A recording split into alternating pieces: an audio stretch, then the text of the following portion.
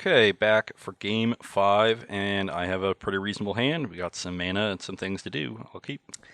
Man's a little sketchy. It needs some help, but a pretty decent mix of spells, and we have this on the draw, so I'm going to keep. Okay, Breeding Pool, pass. Okay, that's no help. I'm just going to suspend Ancestral Visions. Your turn.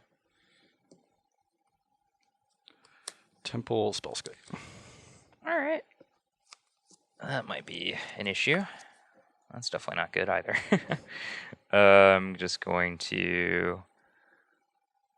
I wonder if I want to just cast this. It doesn't really do much right now, so I guess maybe I just don't want to. So I'll just play this past turn. Sweet, didn't get Thoughtseized. Temple Smasher. Oh, jeez. Okay. Bash. Yep, 15. You can go. All right, good draw. Go. Good draw. So, like, Colgan's command, and then untap and kill Smasher or something like that. Okay. Okay. Stirrings. Sure.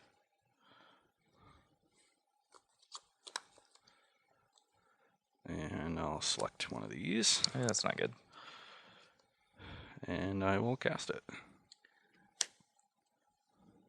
All right, trigger on the stack. I'll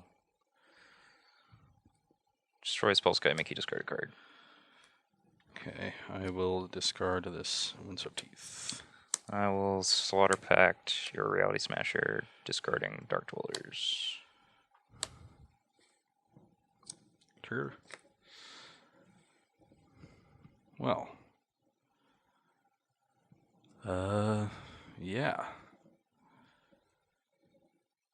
I don't even know it. Look, you're going to be able to kill my Thought-Knot Seer. Oh, I gotta pay for this, and then if I like snap Slaughter Pact, then like I get Time Walked again. So, But I'm not like that's going to end up being fine for you. So I actually think I just need to take your just the card advantage. Yeah, I think your card advantage. I'll take a. I'll play this and pass. All right. Go. Reality Smasher. Don't do it.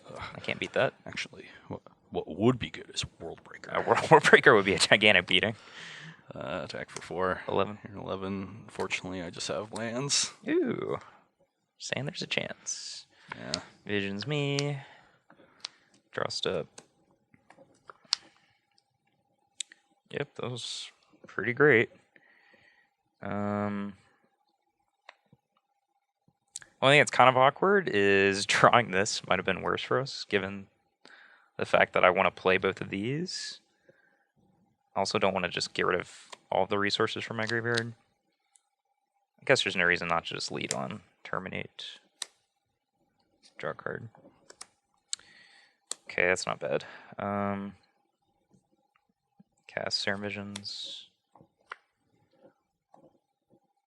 And I think I want to leave this on top, and I'm actually just going to cast the other card first to try to clear the way for Tasigur. Play Swamp Inquisition. Okay, your turn. Tilt. Reality Smasher. World Breaker.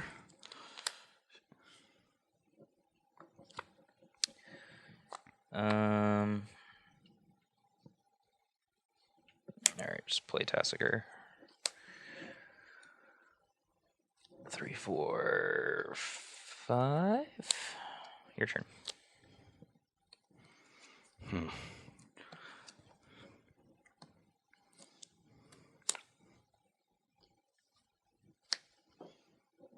What is this? Oh, okay. 1 mana floating. Sure. Alright, I'll activate Tasigur. Hello, Thoughtscour.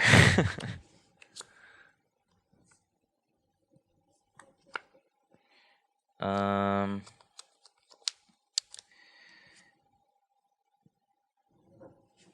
at 11. Alright, I'll enter combat. Yep. Attack. Snapcaster, terminate your Drowner. 16. Post combat, I'll cast a Serum Visions. I think I'll just go ahead and leave this on top. Then I will play another Serum Visions. And leave this on top. Your turn.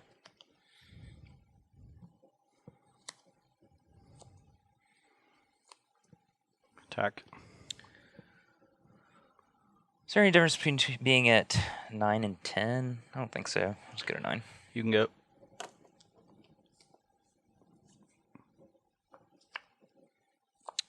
Gonna start my turn by thought scaring me.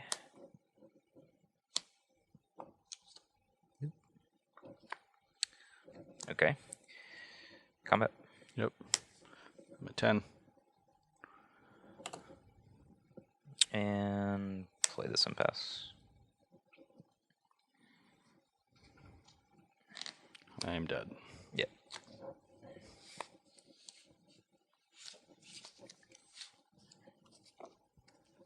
All right, back here for the conclusion of Grixis Control versus Bant Eldrazi. Yeah, I once again I like my deck. Unfortunately, it has sucked me back in to where I think Grixis Control is good again. Just when you thought you were out. Yeah, I like the way this list felt. Thought Scour was something that I'd kind of like cut from my deck because I was trying to incorporate Ancestral Visions, and now I kind of have this like split, a little bit more velocity, less lands, less likely to flood. Goblin Dark Dwellers is really powerful. Yeah, that card does a lot of work in the deck because frequently the Grixis deck just can't find the time to turn the corner, and you sometimes just sort of sit there and you're not really pressuring your opponent. Maybe you have a Snapcaster and they're able to draw back into the game, but Dark Dwellers does a really good job of not only contributing to this attrition game plan where you get 2 cards out of it, maybe 3 if you flash back a Kolaghan's Command and do a bunch of stuff. Or 4 if you have Ancestral Visions. Yes, or 4 with Ancestral Vision.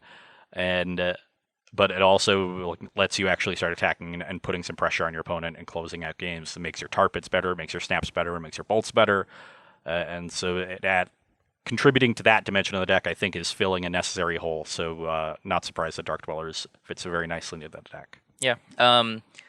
You had, well, especially in Game 4, you kind of just came out of the gates blazing and just beat the crap out of me. And Yeah, that was kind of reminiscent of old school Eldrazi. Yeah, wasn't the real broken draws we saw out of Eldrazi, because that was usually like multiple mimics. That is no longer available because of the lack of Ivugin, but certainly that was just a good Eldrazi draw from 2 months ago, and it's still excellent now. But as you saw in the other games, the deck just isn't quite as powerful. I definitely drew a lot of lands, but which was an issue, but I think the deck just does not flood well. It has some expensive spells, right. But if you just don't draw those few expensive spells, then you're going to flood and you just have nothing to do. And by having those expensive spells in your deck, now you can be screwed in the early game because if you draw them too early and then just don't have enough action. So the deck is pretty finicky because you need to have the right cards at the right time, and you can't draw too many lands. So I think there's more innovation left to go with the deck. As I noted to you while we were playing games and in between games, I think Gavany Township could be an interesting way to give you some flood insurance. Definitely very good with Eldrazi Sky Spawner and with Drowner of Hope, with it leaves behind some 1/1s, so you can start townshipping those up. So I think the Ghost Quarter and maybe one of the other lands, or maybe you add a 25th land and cut a Man Accelerant and play a couple townships, that could help out. But the power level is there. I think you just have to work out the kinks and get the consistency, which is the major issue with it now, being so inconsistent with its draws, to increase that aspect of the deck and fill that hole.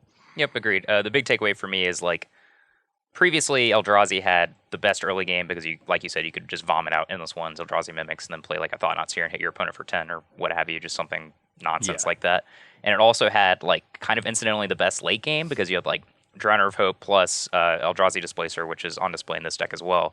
But if you flooded out, you could just start activating Ivugin, and even if all you were doing was like activating Ivugin and just like dropping a Sky Spawner into play, you could do that every turn. Yeah. And then eventually, you could work your way towards like Drowner of Hopes once you stabilize the board, and it just got out of control really quickly. But I like the idea of Gavany Township, some way to kind of give you more of a late game punch. You have access to a World Breaker in the sideboard of this list specifically. Maybe that's something to look forward to. There's also like the red-green version that uses Ancient Stirrings to find Kozilek's Return and combine that with a World Breaker. That's a pretty powerful engine.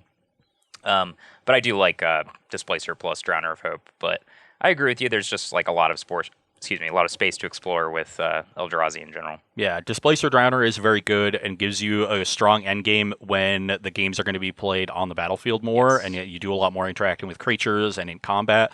This is just not a matchup where that happens, and there are plenty of matchups like this, similar decks like Jund and Abzan, where you have to be able to punch through a wall of removal spells and card advantage, and right now, as this deck is configured, the only way you can really do that is by bum rushing them and getting in very quickly, and when you saw when I had the draw and it came together and I was able to do that in game 4, I was able to win the game. And then the other draws just sort of didn't come together. Maybe I was a little too slow. Maybe I just didn't have enough punch at the end. But the fact that you need every single stage of the game, you need something good there, is an issue. Like, yep. It's not just being unlucky. There are issues with the deck there that need to be solved going forward. Agreed.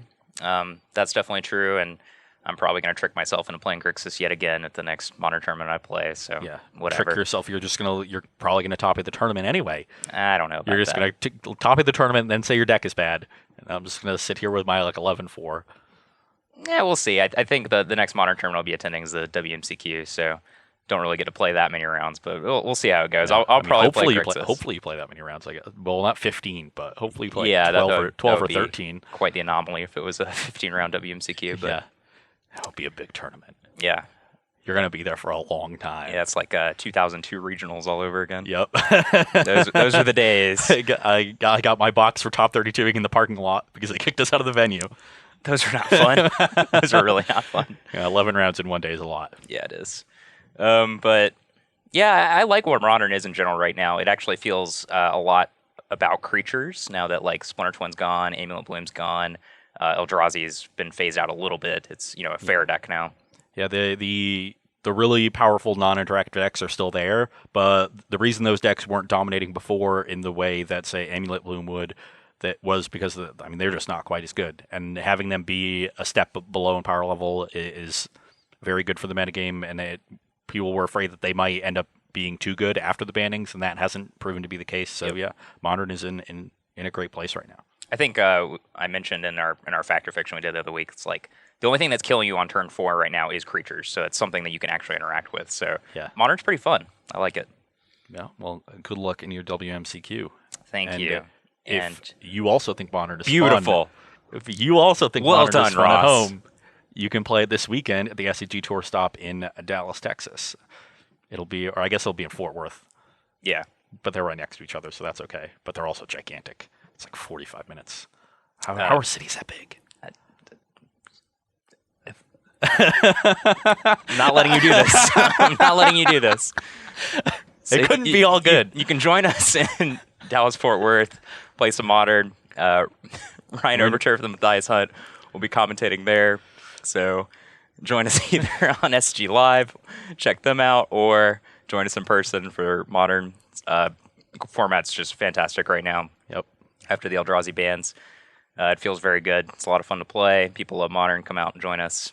It's going to be a lot of fun. And that's it for this week. Yep. Modern this weekend, and we'll see you guys next week. Thanks for watching, guys.